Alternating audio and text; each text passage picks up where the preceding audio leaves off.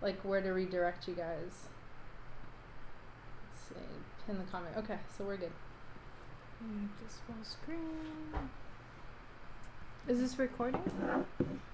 So not until you click record, and you don't want to put it around the whole screen. You just want to put it around,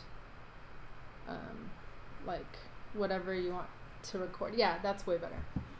Like that? Much better. Yeah. Okay. And then how do I click record? It's gonna be on that that red button there. Oh, I see. Okay. That's all right. Okay, one down. Johnny, now. Can you hear us? Okay. Yep, I can hear you. Can you hear me? Yeah. Thanks for coming on today. Hold on a second. You cannot hear us? Okay. So, perfect. We're live now. Okay, let's just see if he can hear us. Can you hear us, Johnny? Oh wait, he said he did. Yeah. Sorry. So we are live. Yeah, we could hear you. It's like a journey to set this thing up, Johnny. But we're good. That's all right. All right. We'll learn. Yeah, it's like a learning, what do you call it? A learning process every single time. Like your hoodie. Oh yeah? We just got this a couple weeks ago. I'm wearing an XL shirt. It's so big. I think I may have poor internet connection. Let me try. Give me just a second here. Okay, no problem.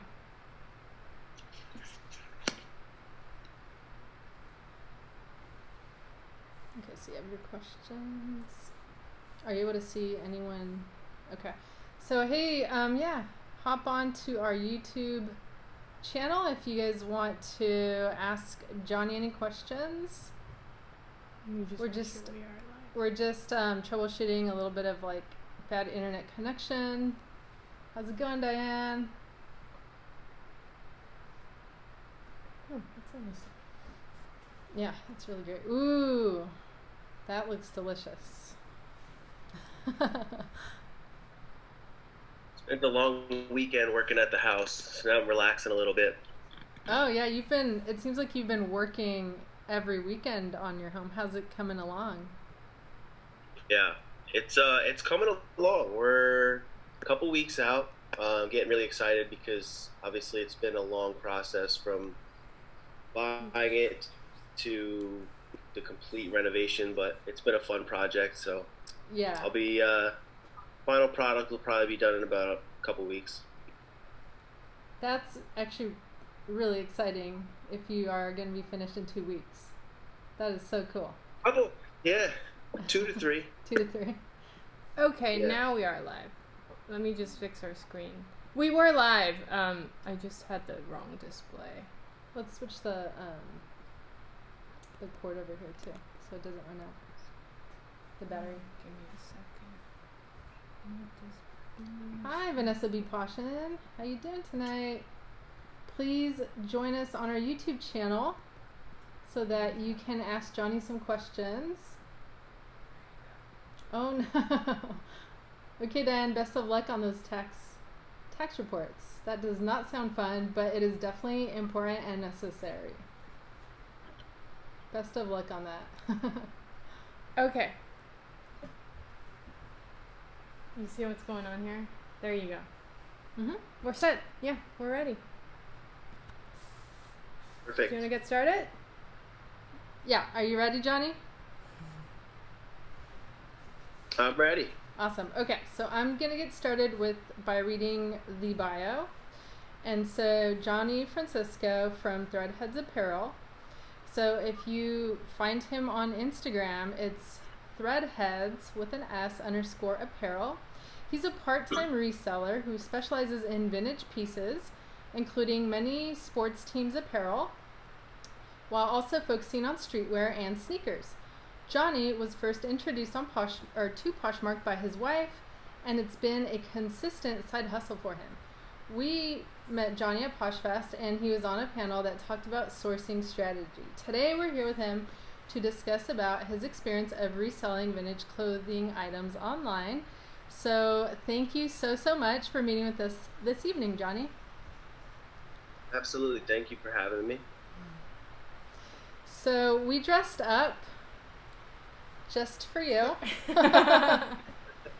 And we believe these are vintage items that we've actually found when we've been sourcing and garage sailing. Are you currently wearing a vintage shirt as well?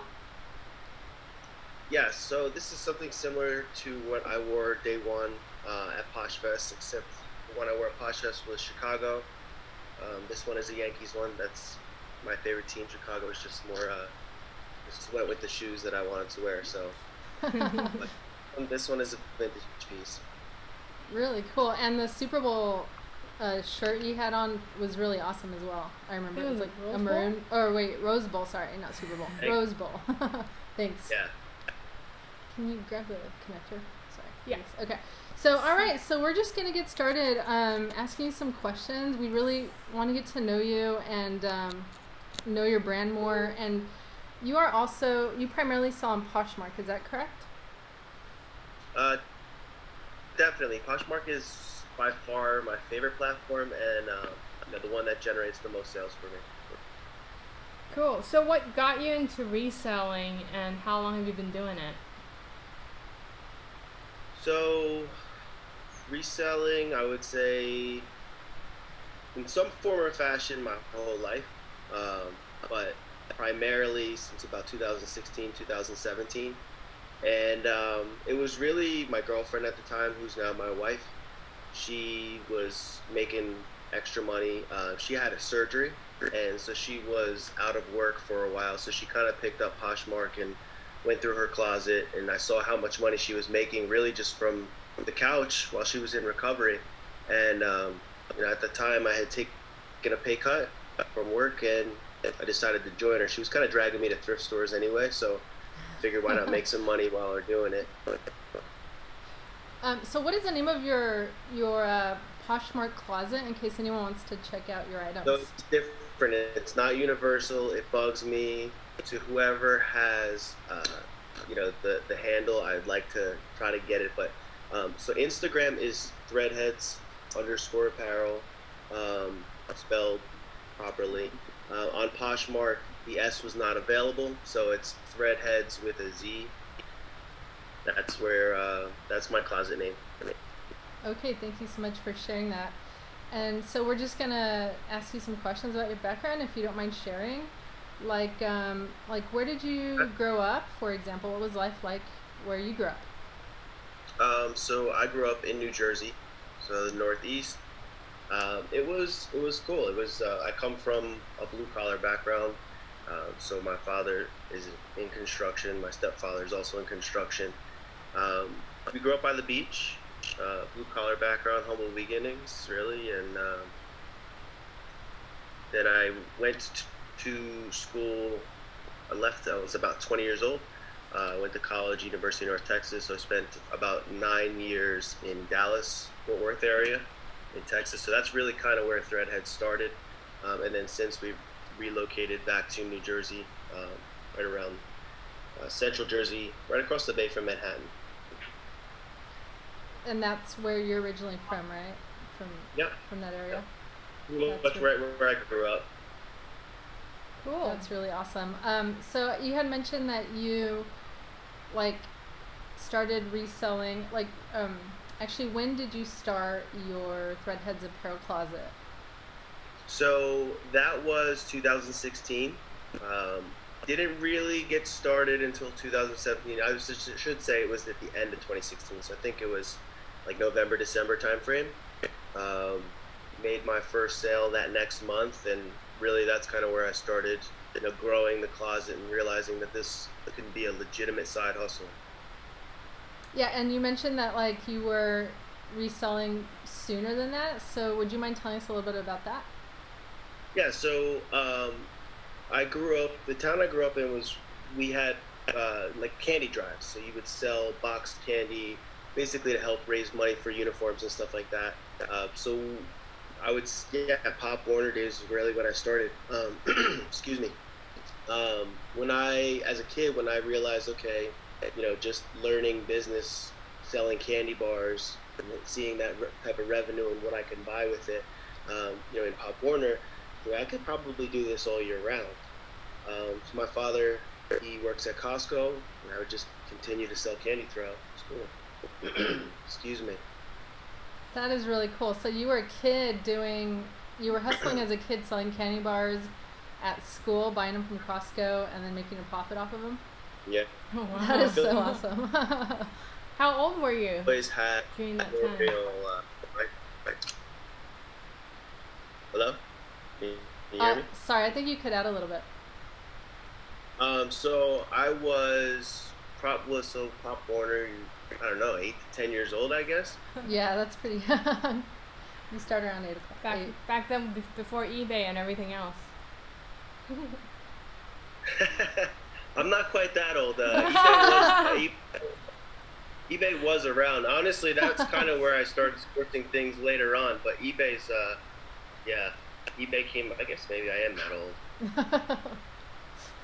So, who are your top influences today, and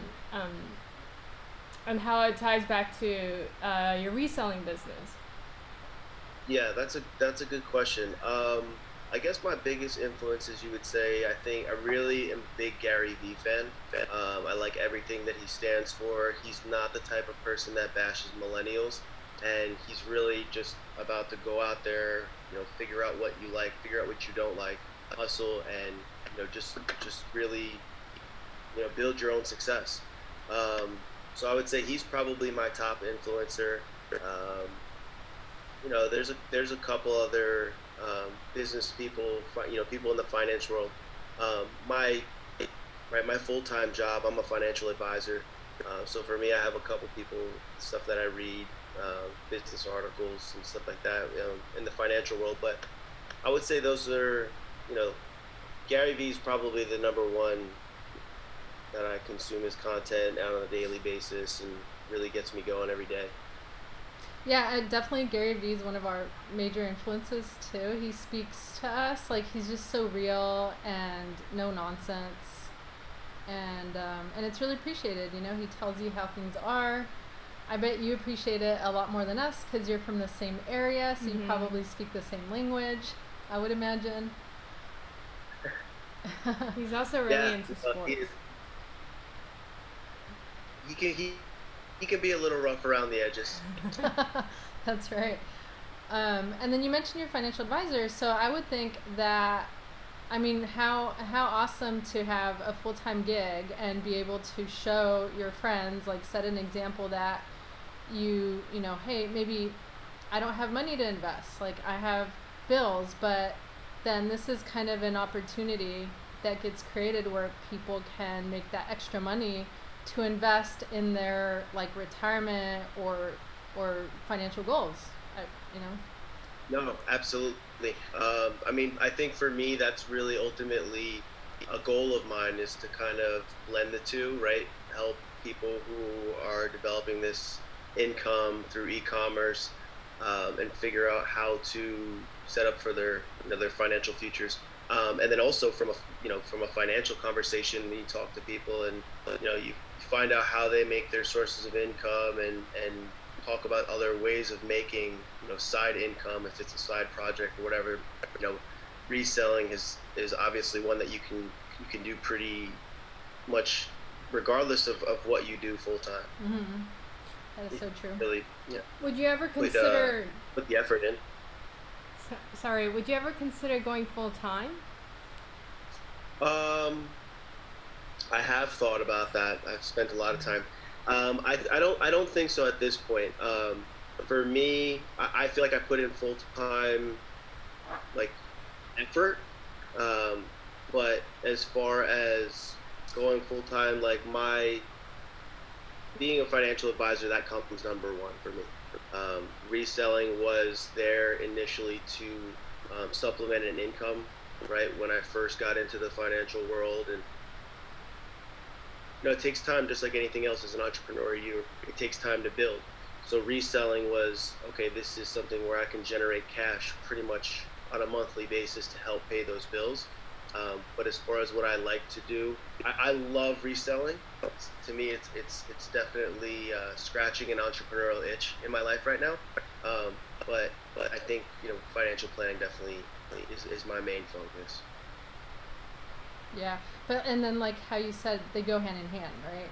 That's only going to help you, know what to do with the money you're making with your side hustle. Right, right. I mean, for real, because anybody, I mean, if you're making, and $1,000 a year, or, if you're making full-time income off of it, it's, you can definitely do something, right? With saving and investing, it's more about a habit than it is about, needing a large sum of money to make that first, step. Is it okay? I know this isn't what it's about, but I just had one question since you brought that up, and since you are a financial advisor, do you have a Yeah. recommended target amount that millennials should be saving every year at the very minimum in their retirement accounts? Is there a way to answer that question?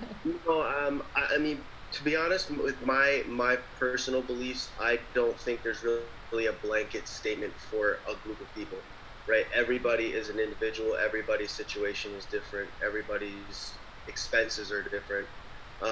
So in reality, it's just where you're at um, in life, right? And the it's, it's hard to put a dollar amount on it. I mean, you could be in debt, student loans. That's very common among millennials.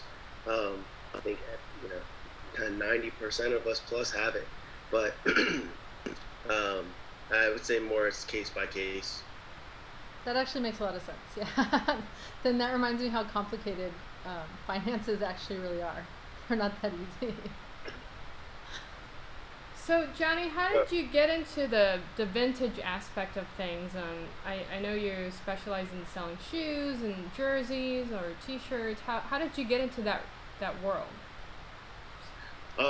It's just kind of been for me a blend of really what I like, what I enjoy. I mean, sports are a big part of my life. It's how I spend a lot of off time, watching games, try to going to games, um, and then just kind of the era that I came up in. I grew up in the '90s. I had older brothers and older influences that kind of helped introduce me to what was going on at the time. My mother was very trendy at the time, so she dressed me as a child. So you look back just like you do on you look at your childhood photos, and just kind of remembering and kind of when you coming up in your teenage years, you're kind of goofing on that, and then right around the time that you become an adult, you have disposable income. Buying a piece of nostalgia, I feel like it always sells. So it was really more an interest in myself, in that kind of niche of fashion. And when I started finding them consistently, I was like my eye just go into it, or I just go with it. I'm enjoying it right now. So would you say that's like a big trend happening now where people are buying the vintage sports items? Yeah, I think so. I think vintage, once it becomes vintage, right? It's going to always mean something to someone. I think right now we're at that point in time where the '90s has officially become vintage, and again, I think it also kind of has, right, our age group, millennials. They have disposable income, so when they see that piece, that's like it's something that they like, whether it's a sports team, but it's also that pattern of when they were a kid, except they're just a grown up kid, big 30 kid. So It is kind of fun to be able to, relive the '90s. Yeah. I'm really excited. It's a trend right now. right, I'm ecstatic. Right, I'm loving it. So, where do you source your items? I'm sure a lot of people want to know this. Where do you source and how do you source? What are your strategies? So it's a combination. I would say that I source online. I source at thrift stores, right? And I go to a bunch of them. Excuse me. So Goodwills, mom and pop shops. Um, I mean, even like buy and sell shops, consignment shops. There's a couple of those as well, and sometimes you have to pay up for an item, but again, you just kind of figure out your price point, what you think you could sell it for, what your profit is it worth your time, and go from there. So, Facebook Marketplace. That's also another place that you can find some high quality items. so like for you, or even like for a beginner who's just getting started, like, and they have no idea, how much should they pay for like a vintage sports shirt? How much like do you think they should pay in general? I mean, I know it's gonna differ depending on like a really famous person, but do you have any recommendations? And then how much should they sell it for? Right. So I think to start with that question, I would say first thing is just kind of doing a little bit of research, right? So if you think you found something unique, and you figure out like how to authenticate it, you figure out that it's true vintage. I think just doing your research, finding what something comparable has sold for, and start there. As far as price points, I think if you're thrifting, I always say for the beginners, like try to keep your price points low because this isn't for everyone. So you don't want to throw a bunch of money at something that you may in 3 weeks figure out that this isn't you. But if you are, in it for the long haul, I mean, again, just kind of figuring out what's worth your time. I mean, I've paid up considerably for pieces, and you also kind of learn by trial and error. There's also been a lot of pieces that I've bought that didn't sell, and you kind of figure it out as a combination of all three of those strategies, I guess, for me. Yeah, I mean, always that's the best way to learn anything is by failing, right? I mean, that's a hard way to learn, but you will learn. And Right. now that we've been doing this is our second year doing it. We're a lot more serious now than we were last year.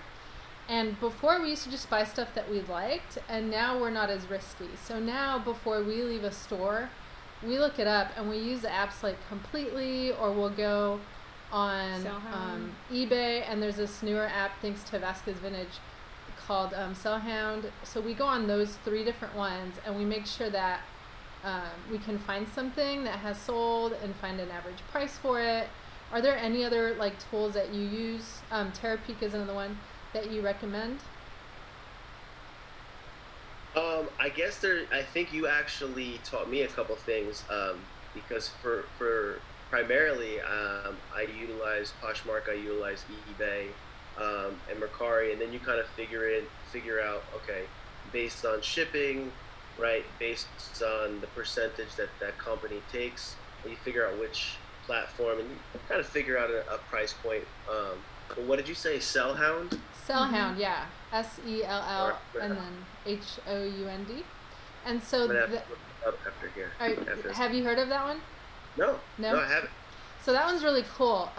It's like a newer one, and that one you just put in the title, and it will actually search Poshmark, Mercari, Etsy, and any other Grailed, and all at one time for you. Yeah, it's really awesome, and it'll tell you like what's currently being sold, and it will tell you what has sold in the past and the average price. It's really awesome. Yeah. Wow, and who started that?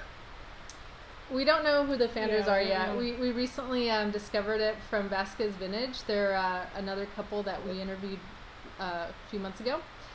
So right. So they taught us. Thank you for telling us Very about that. It's cool. we started using it. Oh, I love this community for that.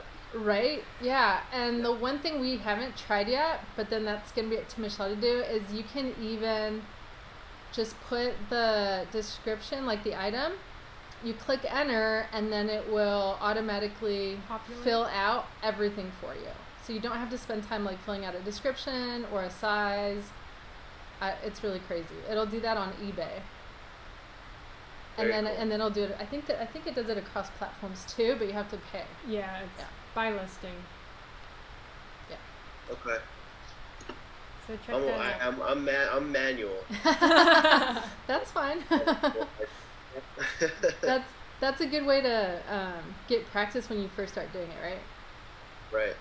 So Johnny, I have another question. Yesterday we came across a vintage little kiosk, and this person was selling a Harley Davidson like 1985 t-shirt, but it's really worn out. My question is, how do you know when to buy and when not to buy, well, depending on the condition? Like, how do you know? So that's a great question. I used to kind of shy away from stuff that was super thrashed, but I've actually realized that's kind of a mistake because, especially depending on the price point for where you can pick it up at, there's people actually that prefer it like super thrashed. I mean, there's worn in, right? There's distressed, but then there's thrashed, like with holes, like, and that's not like it's. And there's people that actually look for that specifically. So The shirt has. let me think. This one has Okay. holes in it, and we still bought it because we thought it was so cute. But it's Yeah. got little holes in it. That's so right. It gives it a character. I mean, as long as it's doing its job. I mean, fashion, like, right? If you go to the store and you're buying pants that are ripped up, I mean, what's the difference? It's again, if you can get past the fact that somebody else has owned it at some point, then I don't know. I like them. I like them. Good to know, because many times I'm always afraid that like we wouldn't be able to sell it because of the condition. But when it's vintage, I guess that's another story. I think at the only point that I wouldn't pick something up is if it was like extremely stained or smelled like horrific. So, Yeah, you'll come across them. so do you go to the Goodwill bins? So I did used to go to the bins quite a bit. Um, when I lived in Texas, it was probably 20 minutes away. I'd be there very frequently. Since we've relocated, I haven't been. There is one, but it's about an hour to an hour and 15 minutes away. So I haven't had the opportunity to go out there. Been super busy. When you did go, did you find items? Yeah, frequently. And like you would think that, I mean, maybe a new person would think, like, especially if your first experience in the bins, it can be definitely enlightening, to say the least. Yeah. So your first experience, like, you think could be a little bit grungy, but I mean, you'll find not only good brands, but high quality in good condition. And vintage items as well. Yes, you'll definitely find a lot of vintage items. That's I would say probably at one point that's where I was getting about 50% of the items, specifically for vintage. That is awesome. So, the next question is, we are wondering if you can give us some tips how to tell if an item is vintage or not on like t-shirts, sweatshirts, jackets, pants. I don't know if you do vintage shoes at all. Yeah, I don't know. So yeah, couple ways. I don't know if I'm gonna be able to actually show, but the difference between single stitch and double stitch is gonna be one way that we'll definitely be able to tell you. You kind of have to look at a couple of things because from my experience, there things can go back and forth, and then there's also like a period in time where you can have single stitch or you can have double stitch, and it still could be technically true vintage. But single stitch, right? It actually having like a label, like a sewn in label. If it's ironed on, that's not something that they started doing until later in the 2000s at some point. So that, and then also a date. Like if there's an ironed on date. Now to say there can still technically be reprints with the date on there, right? I mean, there's good bootlegs across every fashion industry. But if it has a couple of those, and then you also kind of get a feel for it, right? I mean, I think over time the quality of clothing for the most part has gotten better. I feel it. I don't know, maybe. But so those are going to be three indicators right off the bat. Oh, those are great. You asked me about shoes. So in the shoes, there's going to be barcodes, right? So if you look at the inside of a sneaker, give me a second, I'll grab one. Okay, yeah, no problem. So those of you who are on Instagram, please join us on our YouTube channel. It's just Flippin' Gals on YouTube, and we have a link in our bio. Also, those of you who can't see what we're doing, because this is going to be turned into a podcast later, I'm actually wearing a Yankee sweatshirt. I think it's vintage. I don't know if Johnny would be able to tell at all. Should we look at that tag in the back? Show him the side. You have a little patch. Oh yeah, there's a little here. patch here. And there's this on the sleeve. Says Stitches. Stitches. Okay. Stitches. Is there anything else? There's this Stitches. Stitches, and is that it? Yeah. How about the tag? Is there a tag? There is a tag. Yes. Okay. Can you show it? Show the tag. What is it? It's made in Pakistan. Pakistan. Okay. So that I wouldn't be able to tell for sure. Okay. I'm not that good. So the other thing is on the tag, a lot of them are made in the USA, right? So at some point we started importing or having clothing made in other countries, right? I guess lower cost and just kind of being competitive in that front. But made in the USA is definitely going to be an indicator as well. But again, it's not like a universal 100% stamp. So about the shoes, it's going to be a little bit difficult to see. These are the ones I wore at Poshfest.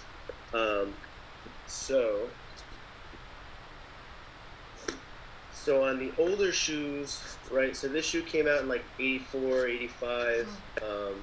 Officially, I think I want to say 85, but they did have some samples in 84.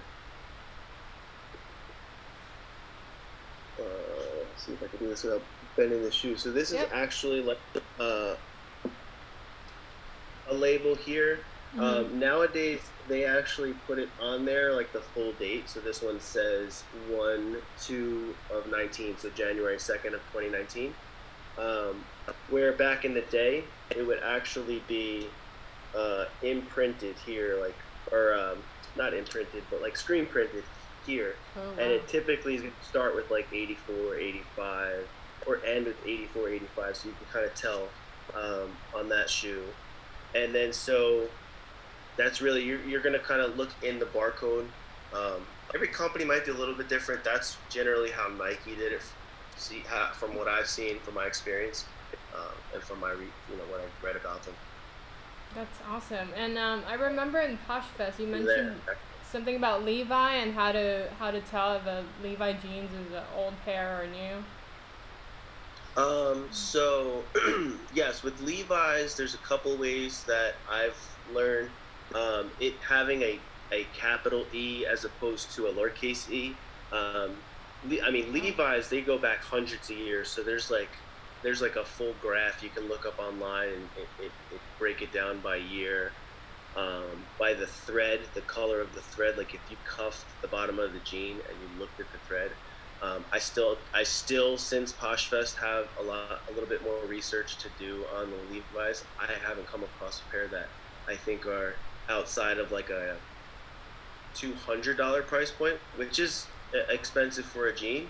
But there are Levi's out there that, can be thousands of dollars. Wow. Somebody, I don't know who's paying that. There's a documentary on Netflix that the price points get astronomical. I don't know who's paying that type of money for a vintage jean, but I guess there are collectors out there. Yeah, I think so. We were in Venice Beach yesterday, and we passed a pop-up shop just in their regular little street in, what's the name of that street? It's a famous Abbot little Kinney. street, Abbot Kinney. I don't know if you've been. But we started looking. They had t-shirts, they had Levi's jeans, they had jackets, and all the t-shirts were $45. I don't know how much the jeans were. The jackets were $200, and people were picking them up. Yeah. They were picking those up. Real, vintage American denim has a very strong market. Good to know. It's good to know, yeah. Vintage American. So besides Levi's, do you know any other brands that are good? Um, I mean, Levi's are definitely the top as far as vintage jeans. I mean, I like Guess, right? That Guess jeans, that little triangle in the back pocket, that's pretty iconic. Um, Ralph Lauren, Tommy Hilfiger, they sell pretty well. Um, those are That's probably true. the top three or four. Polo, right? Polo's really big. Polo Sport. Polo Sport. We Yeah, Ralph Lauren is definitely in that Ralph Lauren family. If you find some vintage Ralph Lauren, there's a pretty big community for that as well. so yeah, there really is. We did really well with some. Yeah, recently, last week we found a Ralph Polo Sport skiing vest, or it's a vest, and we flipped it for $200. We sold it for There you $200. go. Yeah, and they were super happy. The buyer was very, very content with his item. Right. So, like, if you guys want to ask us questions, we're on YouTube Live. So we're kind of focused over there. But I did have a couple of comments, and somebody said China's buying the vintage Levi's. Somebody said that, so Yeah. I believe it. China, Japan. There's a lot of buyers out of Japan, so that's where right some of those platforms that can reach international markets are going to be crucial for resellers to, diversify.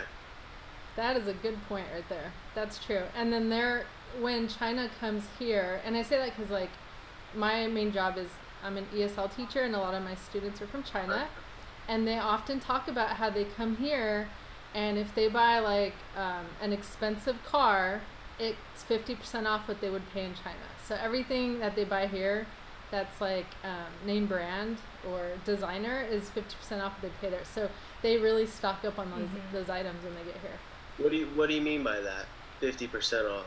Yeah. Because they taxed. Well, no, I think just like the cost of living in their areas, like Shanghai and Beijing, are much higher than they are here. So when they come here, they just buy everything cash, and for them, it's like a half price sale everywhere they go. Right. Yeah. Now then they're going home and reselling that. They totally are. Oh my gosh, you know it. Yeah. I would. Yeah. Right?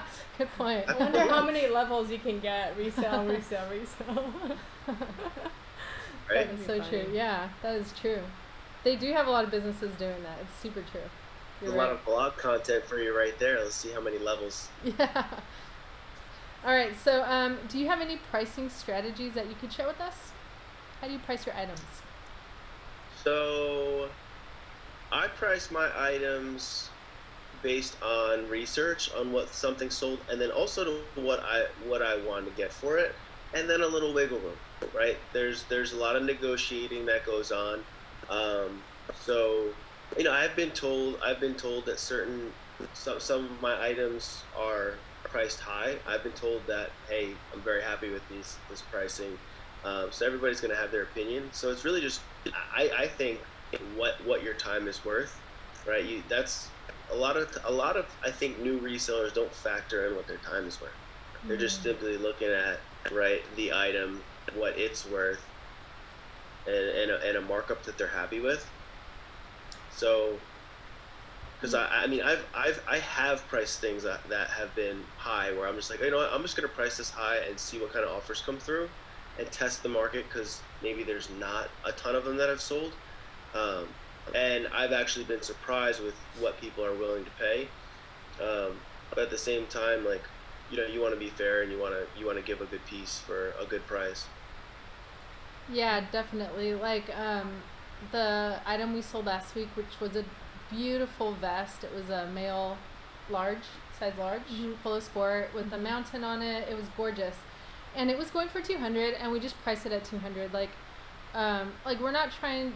We could have increased it to, I don't know, $250, $300, but we're not trying to be greedy about it either. We're pricing to market. At the same time, if somebody offers something really low, like $10 or $20, we're not gonna let it go for that price either, because, right, like you said, it's actually a lot of work and effort on our end to go sourcing. Like, we actually get up really early on a Saturday.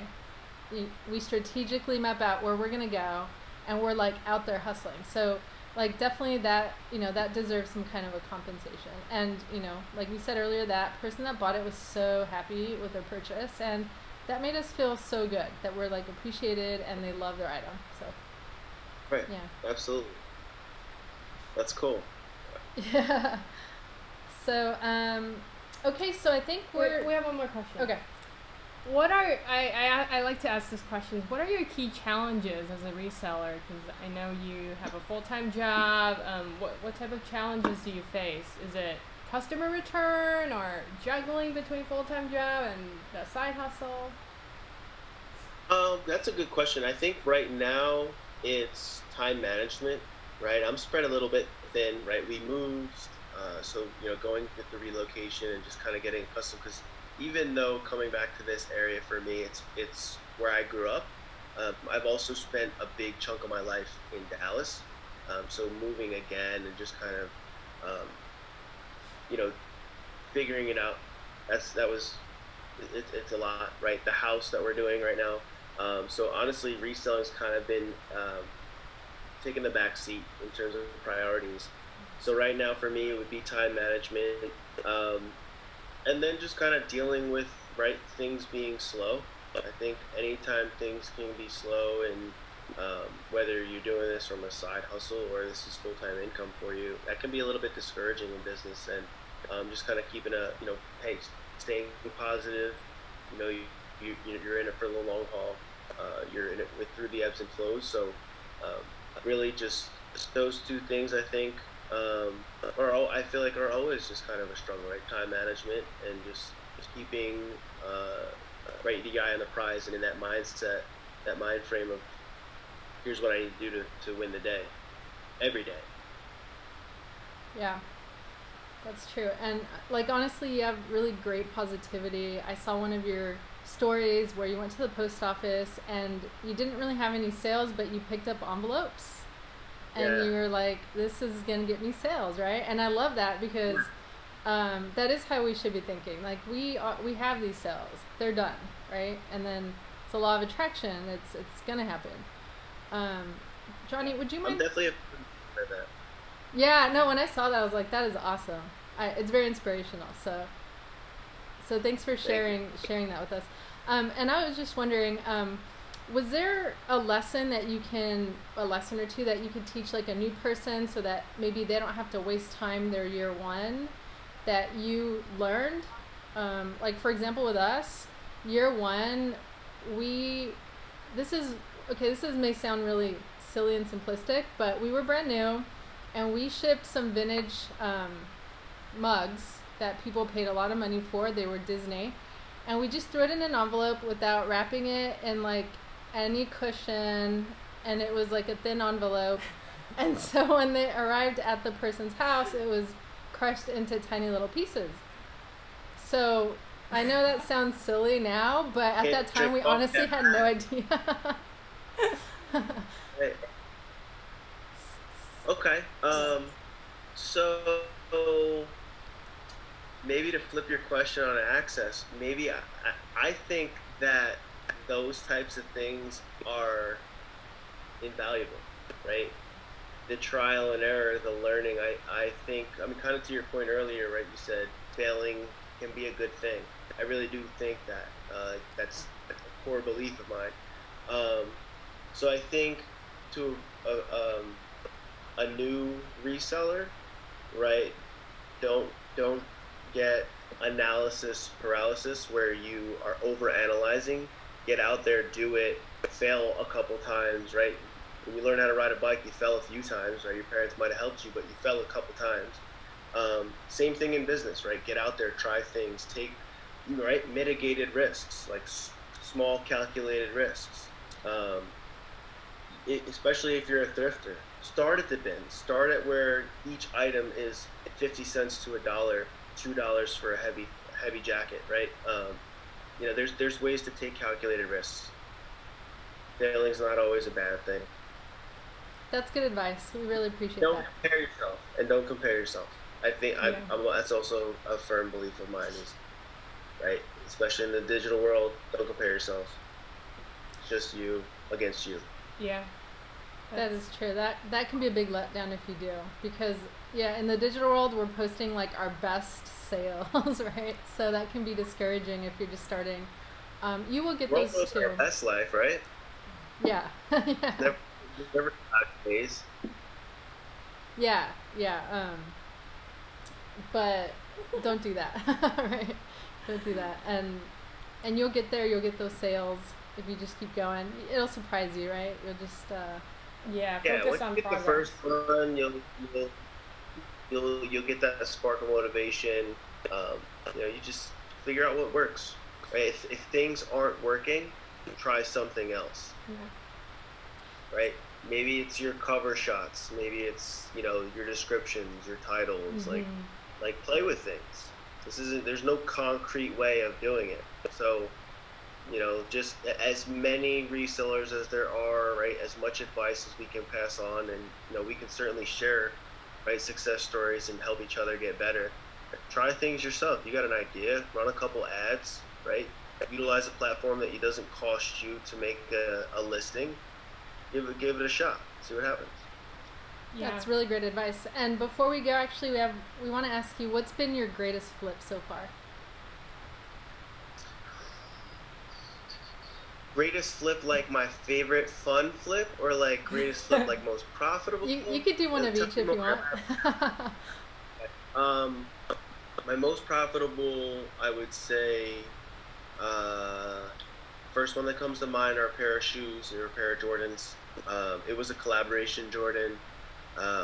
Union, which is a company in LA, I think by you guys maybe, and it was a shoe that I got for like $220 after shipping and taxes, and I sold it for $1,200. I think it was $1,200. I'm sure of. 220 or 218 to be exact. I'm not 100%. My most fun flip. I don't know that I flipped it yet. I have a couple of pieces that I'm getting ready to list. We have some more renovations I need to do, so my wife's telling me I need to liquidate a couple things, so I have a few that I'm going to release here pretty soon, put up for sale, and a couple vintage pieces coming soon. Very cool. Let us know when you do that, and if you post it on Instagram, we'll share it on our feed, on our stories. Absolutely, I will do that for sure. Yeah. Awesome. So, anything else you want to ask? Lastly, what do you want people to know about your closet? Do you want to share your contact information on social so people can reach out to you about anything vintage? Yeah, no, definitely. Anybody wants to reach out, has questions from a reselling standpoint, all right, my Instagram is threadheads, _apparel.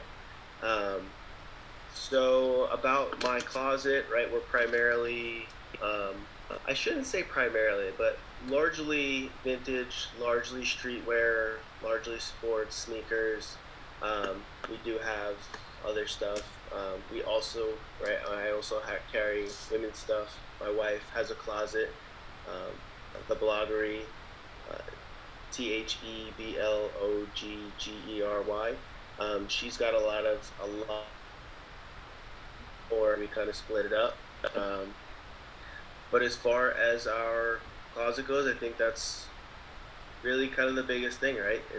We're just resellers, we're small business, looking to connect people with some great pieces, travel the world while we do it. All right. Awesome. Well, thank you so much again, Johnny. Johnny Francisco from Threadheads Apparel. Give him a follow on Instagram. Check out his and his wife's closet. And it was such a pleasure. Thank you so much. We're learning a lot from you. We learned a lot from you. Thank you. You're so welcome. Thank you. And maybe we'll see you at Poshfest if you're going there next year or this year. I think so. Any guesses as to where it might be? I don't know. Do you know? I don't know. I'm hoping it's New York, but yeah, that would be great. Great for you. Yeah, it would be with the year we've had. if it happened to be here, that would be great. But I don't know. I think once it gets a little bit closer, they'll probably start doing releasing some clues, and we'll have to figure it out. Looking forward to it though. Yeah, same, definitely. Yeah, if you haven't checked out Posh Fest, definitely go. It's the best conference I've ever been to, and Michelle and I go to a lot of conferences. And Johnny may be speaking there. Nah, I don't know. Maybe. That would be cool. All right. Thanks for taking your time, and have a great night. Yep. Say hi to your wife for us, Good. and have a wonderful rest of your evening. I will. All right. Take care. Bye-bye. Thank you. All right. Bye.